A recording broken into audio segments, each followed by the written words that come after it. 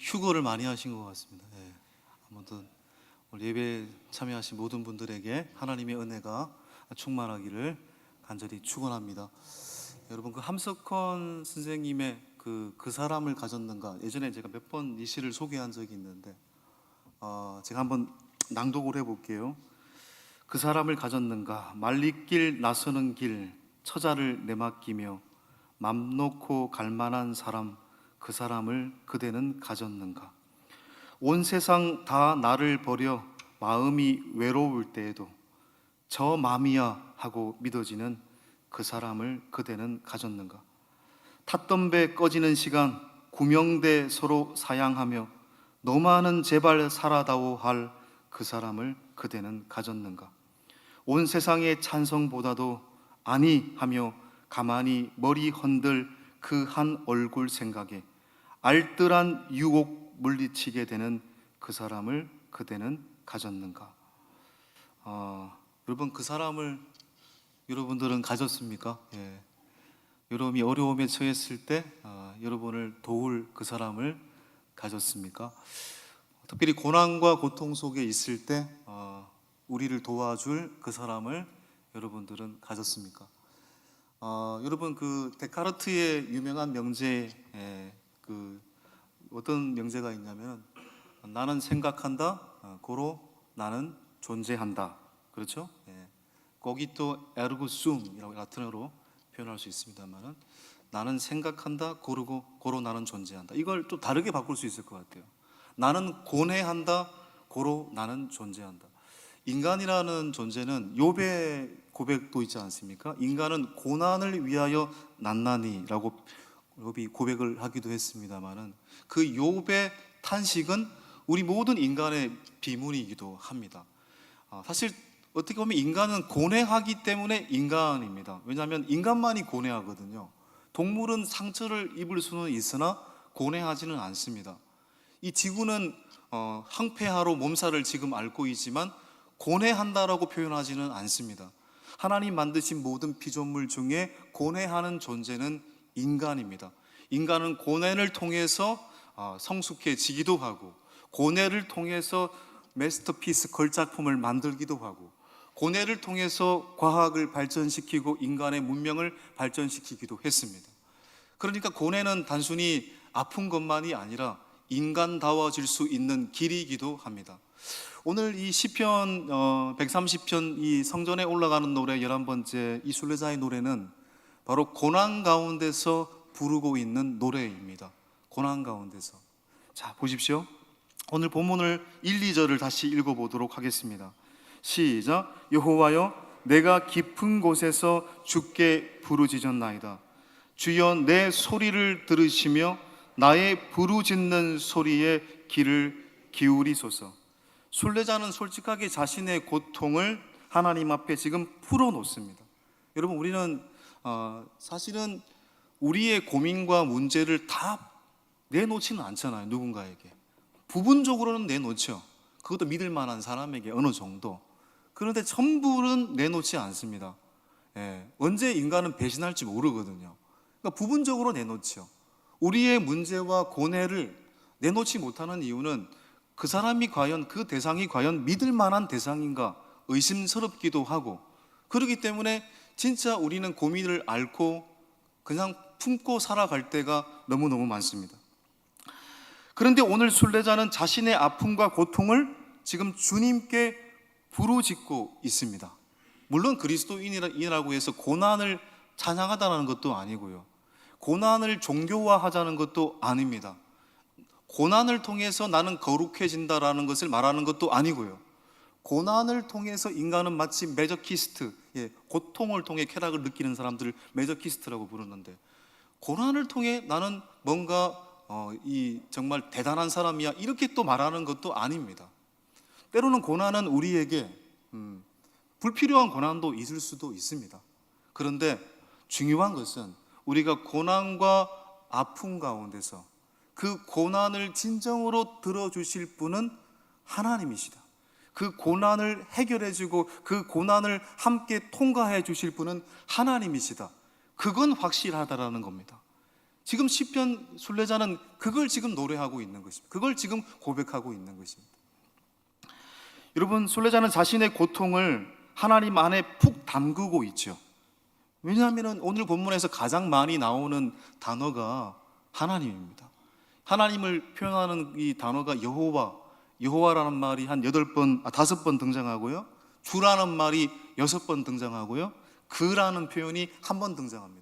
그러니까 하나님을 지칭하는 단어가 15번 등장하고 있습니다.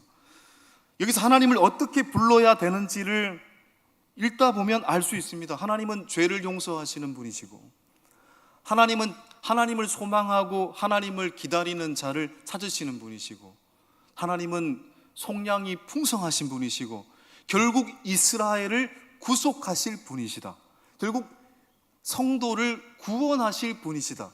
이게 오늘 시편 130편에 등장하고 있는 하나님의 모습입니다. 하나님은 자신의 백성에게 적극적인 행동을 취하시는 분이십니다. 하나님은 냉정하게 거절하시거나 모른다라고 말하지 않습니다. 하나님은 변덕쟁이도 아니시고 스크루지 영감도 아닙니다. 하나님은 우리의 특별히 고통에 기꺼이 동참하시는 분이십니다. 20세기 최고의 신정통주의 신학자라고 불리는 칼 바르트라는 신학자는 이렇게 표현을 했어요. 로마서 개론에 보면 함께 읽어보겠습니다. 하나님의 자비는 우리의 고민을 공감하는 가운데 함께 나누시려는 그분의 기꺼운 마음에 있다. 하나님의 자비는 우리의 고민을 공감하는 가운데 함께 나누시려는 그분의 기꺼운 마음. 기꺼운 마음이 뭡니까? 은근히 즐거운 마음을 기꺼운 마음이라고 부르잖아요. 하나님은 우리의 고민과 고통에 공감하시는 분이시죠. 하나님이 인간이 되신 사건, 예수님으로 이 땅에 오신 것, 공감이잖아요. 공감. 하나님이 그런 하나님이 아니라면 우리는 오늘 이 자리에 설 수도 없는 거잖아요. 그러니까 이것을 생각할 때 감사하지 않을 수가 없습니다. 그런데 오늘 이 깊은 곳에서 부르짖는 순례자의 탄식은, 중요한 것은 자신이 의로운 길을 걸어갔기 때문에 당하는 어려움 때문에 부르짖는 노래가 기도가 아닙니다. 자세히 보시면 자신의 죄악 때문에 당하고 있는 어려움을 하나님 물러달라고 기도하고 있고, 또 자신을 용서해달라고 기도하고 있는 장면입니다. 여러분, 사실은 인간은 여기 보면 깊은 곳이라고 표현하고 있는데요, 내가 깊은 곳, 여호와여 내가 깊은 곳에서 주께 부르짖었나이다. 깊은 곳. 여기 깊은 곳이 뭡니까? 여기서 깊은 곳. 히브리어로 마음 아크라고 하는데, 이게 그냥 다른 우리말로 번역하면 깊은 바다, 시면이 뭡니까? 깊은 바다는 나밖에 없는 거잖아요. 그러니까 하나님, 인간으로부터 멀어진 곳, 어떤 인간과도 손을 잡을 수 없는 곳, 하나님과의 관계가 완전히 단절된 곳, 다시 말해 고통과 절망이 있는 곳, 그것이 바로 깊은 곳입니다. 그런데 순례자는 그 깊은 곳에서 하나님께 부르짖습니다. 여러분, 이게 정말 중요한 부분이죠. 깊은 곳에서 하나님께 부르짖었대요. 이게 은혜일 수밖에 없는 거잖아요. 우리가 아주 절망 가운데 있을 때 아무 생각나지도 않는데, 오늘 순례자는 그 깊은 곳에서 하나님을 떠올립니다. 여러분, 우리가 절망 가운데 있을 때, 어려움 가운데 있을 때 떠올릴 누군가가 있습니까? 서두의 그 시처럼 말이죠. 우리가 행동으로 어려움을 겪을 때 나를 구원할, 나를 손잡아줄 사람은 도대체 누구일까요? 가장 가깝다고 하는 친구, 가족도 나의 고통을 끝까지 져줄 수가 없잖아요. 나의 고통을 대신 담당할 수도 없잖아요. 그래서 순례자는 자신의 처지를 하소연할 뿐 자신의 고통을 들어주실 그분을 깊은 곳에서 하나님이라고 지금 말하고 있습니다. 그래서 그는 하나님께, 우리보다 앞서서 하나님께 부르짖고 있습니다. 순례자는 하나님을 향한 영혼의 갈망을 갖고 있습니다. 지금 엄청난 간절한 갈망을 갖고 있습니다. 근데 이 간절한 갈망은 뭐 때문에 생긴 거죠? 도대체 무슨 이유 때문에 하나님을 이토록 원하고 하나님을 갈망하고 있을까요? 조금 전에 말씀을 드렸듯이 의인의 고난이 아니잖아요. 나의 죄악 때문에 당하고 있는 어려움, 나의 죄악 때문에 당하고 있는 어려움 가운데 부르짖는 기도를 드리고 있습니다. 우리는 사실 흔히 이제 어떤 고통이 닥쳐오면은요, 어떤 습관이 있습니까? 다른 사람을 탓합니다. 내가 당하고 있는 이 어려움이 환경만 좋았다면 없었을 텐데, 나도 저 집안에서 태어났으면 이런 어려움이 안 왔을 텐데, 저 사람 때문에 지금 내가 이런 어려움에 처한 것이다. 자꾸 우리는 어려움의 그 원인을 다른 사람에게 돌리고 다른 환경의 탓을 돌립니다. 그런데 오늘 이 순례자는 뭡니까? 다른 누군가가 잘못해서 나에게 이런 어려움이 왔다라고 얘기하지 않습니다. 자, 보십시오. 3절을 보십시오. 시작. 여호와여, 주께서 죄악을 지켜보실진대 주여 누가 서리이까? 내가 의로운 길을 걸어갔기 때문에 고난을 당하는 것이 아니라 죄로 인한 고통이라는 것을 솔직하게 고백하고 있습니다. 내 잘못입니다. 나의 죄악 때문에 지금 고통을 당하고 있는 것입니다. 여러분, 아무리 어려움이 커도요, 그것이 죄악 때문에 어려움이 아니다라고 확신하면 담대할 수 있는 거잖아요. 하나님의 영광이 결국 드러나고 모든 것이 합력하여 선을 이룰 것임을 믿기 때문입니다. 그런데 그게 아니라 죄로 인한 어려움 앞에 서라면 이건 상급도 없고 소망도 없습니다. 내 죄 때문에 지금 어려움을 당하는 것이라면 이것은 정말 헤어나올 수 없는 그러한 구렁텅이와 같을 겁니다. 여러분, 우리는 살다가 사실 잘못을 저지르기도 합니다. 의도적으로 잘못을 저지르기도 하고 비의도적으로 그런 어떤 나쁜 시스템 속에서 그냥 휘말려서 어려움을 당하고 잘못을 저지르기도 합니다. 의도적으로 내가 잘못을 저지르기도 하고 나쁜 환경이라는 시스템 속에서 어쩔 수 없이 죄를 짓기도 하잖아요. 그런데 여러분, 이제 나비 효과라는 말이 있지 않습니까? 나비 효과. 브라질에서의 나비 날갯짓이 텍사스에서 토네이도를 일으킬 수 있다. 이건 죄악도 그렇습니다. 내가 의도적이든 비의도적이든 나의 죄악 때문에, 나의 잘못 때문에, 나의 게으름 때문에, 나의 태만 때문에 그 누군가가 해를 당할 수 있는 거잖아요. 그 누군가의 인생에게 상처를 줄 수도 있는 거잖아요. 그렇게 생각해 보면 내가 쉽게 누군가로부터 용서를 받았다, 나는 쉽게 용서를 받았다라고 말할 수 없다라는 것을 알게 됩니다. 그런 죄악으로부터 누군가가 해를 당했고 어려움을 겪는다면 그 회복을 책임질 분은 내가 아니죠. 나는 그 회복을 책임질 수 없습니다. 나는 그 죄악으로부터 반드시 회복을 시킬 수 있는 주체가 아닙니다. 나에게는 그런 힘이 없죠. 그 누군가가 나를 도와주어야 그 죄로부터 회복될 수 있는 거죠. 그래서 이 순례자는 이렇게 고백하고 있는 것입니다. 3절 4절입니다. 시작. 여호와여, 주께서 죄악을 지켜보실진대 주여 누가 서리이까? 그러나 사유하심이 주께 있음은 주를 경외하게 하심이니이다. 세 번역으로 한 번 더 읽어보겠습니다. 주님께서 죄를 지켜보고 계시면 주님 앞에 누가 감히 맞설 수 있겠습니까? 용서는 주님만이 하실 수 있는 것이므로 우리가 주님만을 경외합니다. 내가 죄악 가운데 지금 고통을 당했는데 이 고통으로부터 나를 용서하고 회복시켜 주실 분은 하나님밖에 없다라는 얘기잖아요. 하나님만이 용서하실 수 있습니다. 여러분, 하나님은 어떤 하나님이십니까? 당연히 용서의 하나님이시죠. 긍휼의 하나님이시죠. 하나님의 용서가 없다면 어떻게 우리가 이곳에서 두 발을 딛고 설 수 있겠습니까? 하나님의 용서가 없다면 어떻게 우리가 고개를 들고 살 수 있겠습니까? 다시 기회를 주겠다 말씀하시는 것을 기다리는 것이죠. 여러분, 요한일서 5장 15절에 보면 이런 말씀이 있습니다.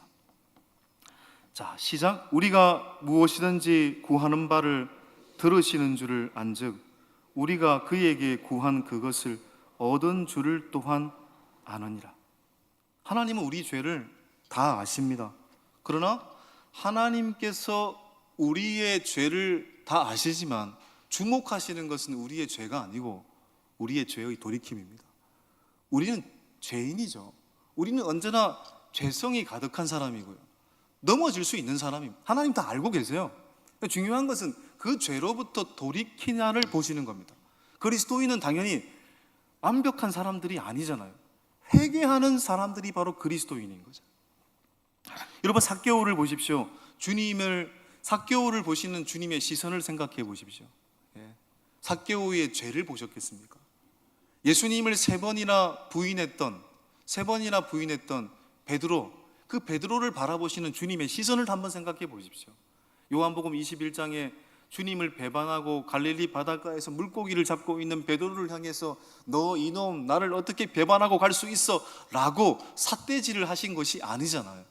주님의 시선은 베드로를 향한 원망이 아니라 장차 게바가 되리라 라고 말씀하셨던 것처럼 다시 돌이켜서 게바가 되고 반석이 되고 베드로가 될 그것을 기대하신 거죠. 왜냐하면 하나님은 심판주의 하나님이시기 이전에 우리의 아버지이시기 때문에 그렇습니다. 그러나 하나님은 언제나 용서만 하신다고 또 믿는 것은 또 진정 용서하시는 하나님을 제대로 믿는 것이 아닙니다. 우리가 하나님 용서의 하나님이야, 일평생 죄만 짓고 살다가 천국 앞에서 저는 죄만 짓고 살아서요 하나님 용서의 하나님이시라면서요, 이거 아니잖아요. 여러분, 하나님께서 우리에게 용서하시는 이유가 뭘까요? 우리에게 용서하시는 이유는 하나입니다.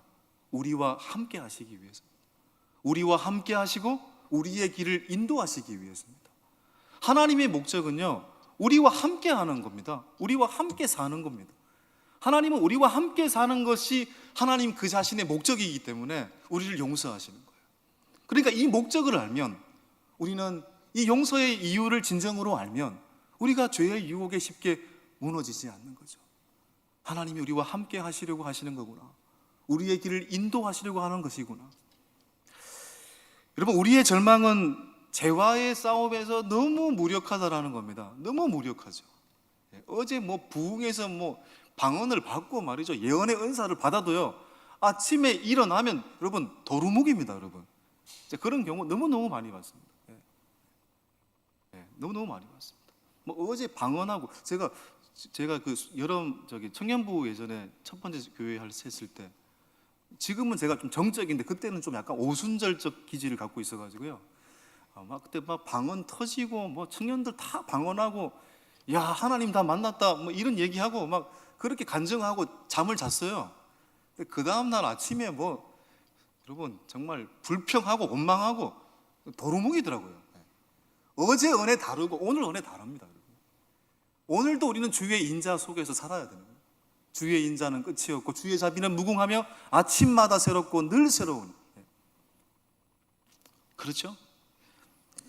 너무 무력합니다. 바울도 그런 고백을 했잖아요. 로마서 7장 15절에 보면은 내가 원하는 것은 행하지 아니하고 도리어 미워하는 것을 행함이라.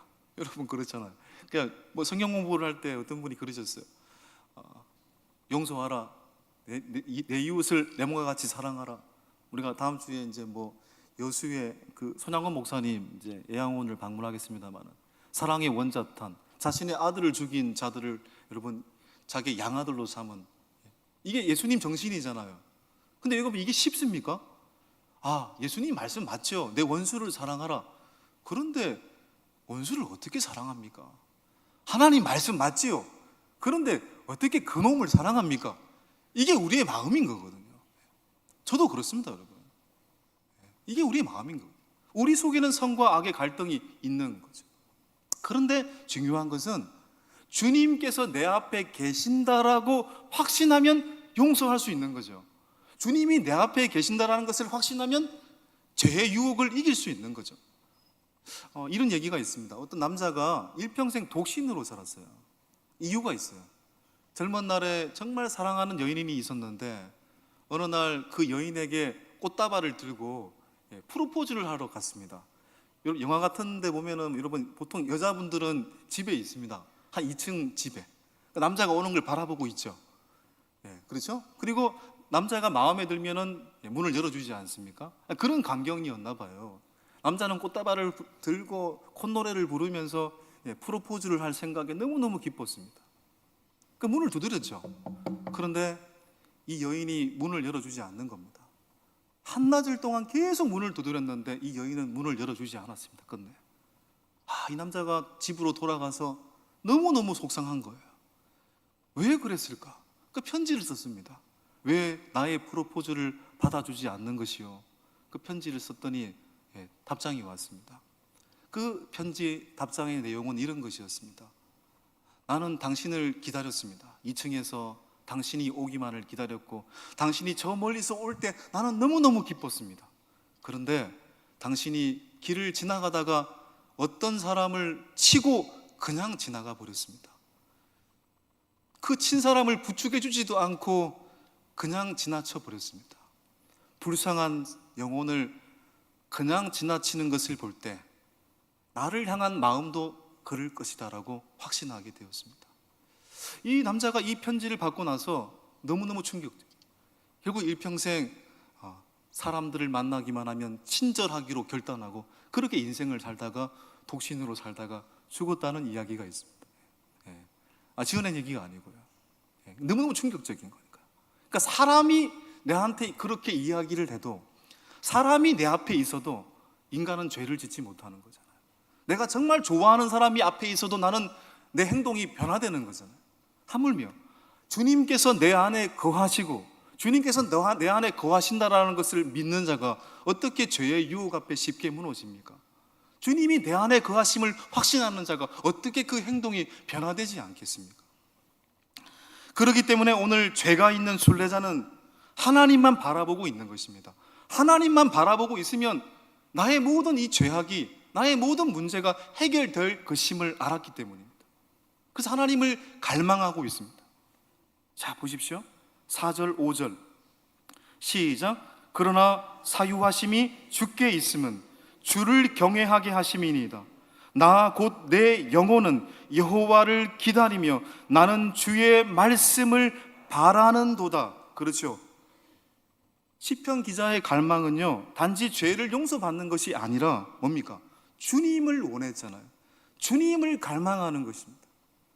여러분, 이것은 이렇게 표현하기까지 했잖아요. 6절에 보시면은 파수꾼이 아침을 기다림보다 내 영혼이 주를 더 기다리나니 참으로 파수꾼이 아침을 기다림보다 더하도다. 주님을 간절히 갈망하는 이 마음이 파수꾼이, 보초가 아침을 기다리는 것보다 더하대요. 군에서 보초를 저는 항상 이제 군종병이어서 3시 50분에서 4시 50분까지 쓰고 이제 교회로 뛰어 올라갔습니다. 저는 항상 4시 50분만이 오기를 간절히 바랬어요. 특히 추운 겨울날 여러분 알다시피, 여러분 춘천도 굉장히 추운 지역이라서요. 총을 이렇게 들고 있을 때 이거 국가 기밀인지 모르겠습니다만 장갑 끼고 총을 쏘지를 못해요, 여러분. 그러니까 1시간 동안 아무도 오지 않기를 간절히 바랬습니다. 아무 일이 일어나지 않기를, 내한테는 걸리지 않기를. 4시 50분만이 오기를 간절히 바랬어요. 그런데 오늘 순례자의 바람은 파수꾼이 아침을 기다림보다 내 영혼이 주를 더 기다린다고 고백하고 있잖아요. 다윗이 그런 사람인 것입니다. 여러분, 다윗은 알다시피 바세바를 범하고 바세바의 남편을 전쟁터에 보내가 죽여버렸잖아요. 엄청난 죄를 지었습니다. 그 죄악 앞에 다윗은 난 모릅니다라고 고백한 것이 아니라 철저하게 무릎 꿇고 기도했잖아요. 심지어는 자신의 신하들과 백성들 앞에서 나는 하나님 앞에 큰 죄인입니다라고 자신의 체면과 왕으로서의 자존심 다 버리고 하나님 앞에 엎드렸잖아요. 그러면서 다윗이 한 기도가 뭡니까? 다윗이 한 기도는 이런 기도였습니다. 시편 51편 11절입니다. 시작. 나를 내 주 앞에서 쫓아내지 마시며 주의 성령을 내게서 거두지 마소서. 다윗이 원했던 것은 단지 용서받는 것만이 아니라 그가 원했던 것은 무엇입니까? 주님의 음성을 계속 듣는 것이고 성령을 거두지 말아달라. 주님 늘 함께해 주십시오. 늘 함께해 주십시오. 저와 동행해 주십시오. 이 기도를 드렸다는 겁니다. 오늘 순례자도 마찬가지입니다. 죄악 속에서 어려움을 당했을 때 주님 앞에 기도하고 있는 이 순례의 시, 그가 나중에 깨달은 게 뭐였습니까? 매 순간 주님만 의지하고 살아야 한다. 이걸 깨달은 겁니다. 매 순간 주님만 의지하고 살아야 한다. 그래서 그는 7절에서 이렇게 고백하고 있는 거잖아요. 이스라엘아, 여호와를 바랄지어다. 매 순간 주님만 의지하여라. 이게 우리가 살 길이다라는 겁니다. 여러분, 나이가 들면서 잊어버리는 것들이 있다고 합니다. 여러분은 무엇을 잊어버립니까? 재작년에 저희 어머니께서 가스불을 켜놓고 집을 나가셔가지고 돌아왔는데 집이 다 불타버렸습니다. 그런 일이 또 있더라고요. 저도 또 닮아가지고, 저도 항상 교회에 출근하거나 어디 가면은 항상 중간쯤에 맞다. 너무 잊어버리는 게 많습니다. 여러분 다 알고 계시잖아요. 아시는 분들은. 그런데 정말 잊어버리지 않아야 될 것이 있습니다. 주님께서 여러분과 함께 하시고 여러분의 인생을 진정으로 인도하기를 원하신다는 것입니다. 저는 바닷가에서 살았기 때문에 이제 19년 동안 바닷가에 대한 좋은 추억이 99%고요. 근데 2번 정도 제가 진짜 죽을 순간이 있었습니다. 6살 때 아버지가 이제 그물질을 했을 때 부둣가에서 놀고 있었을 때 제가 부둣가에서 빠져버렸습니다. 그때 이제 지나가는 군인이 저를 건졌습니다. 또렷이 기억합니다. 중1 때 수십 번 말씀했습니다만은 친구들과 장난을 치다가 바다에서 막 다이빙을 하고 너무너무 이제 다 시시하니까 우리 저 배 밑을 한번 통과해 보자. 배 밑을 잠수해 통과하다가 저는 진짜 깊게 잠수해서 나왔다고 생각했는데 여전히 배 밑이었습니다. 저는 그때 정말 죽는 줄 알았습니다. 그 순간 제가 바랬던 것은 빨리 이 깊은 물에서 빠져나오는 것이었습니다. 여러분, 우리가 주님을 바란다는 것이 무엇일까요? 깊은 물 가운데서 간절히 구원을 받기를 원하는 그 마음처럼 주님을 예배하고 그 마음으로 주님을 찬양하고 말씀을 읽고 기도하는 것입니다. 우리가 주님을 갈망하면 무엇을 깨달을까요? 주님이 우리를 더 갈망한다는 것을 알게 됩니다. 계시록 3장 20절에 내가 문 밖에 서서 두드리노니, 주님은 계속해서 우리의 마음 문의 문 밖에서 우리를 두드린다고 했잖아요. 주님이 우리를 더 갈망한다는 것을 알게 됩니다. 여러분, 다른 게 필요한 게 아닙니다. 신앙생활은 주님을 갈망하는 것입니다. 주님을 원하는 것입니다. 주님의 인도하심을 따라 살기를 원하는 것입니다. 우리가 주님을 갈망하면 어떻게 될까요? 오늘 말씀처럼 그런 사람은 반드시 건져냄을 받게 될 것이고, 우리가 주님을 바랬을 때 주님은 우리를 철저하게 인도하시는 은혜를 우리 가운데 허락하실 것입니다. 이 인생길 또 이 한 주간 주님을 간절히 원하셔서 주님으로부터 여러분이 지은 죄들이 있다면 건져냄을 받을 뿐만 아니라 철저히 주님의 인도하심 속에서 살아가실 수 있는 복된 은혜가 있기를 간절히 축원합니다. 함께 말씀 생각하시면서 찬양하도록 하겠습니다.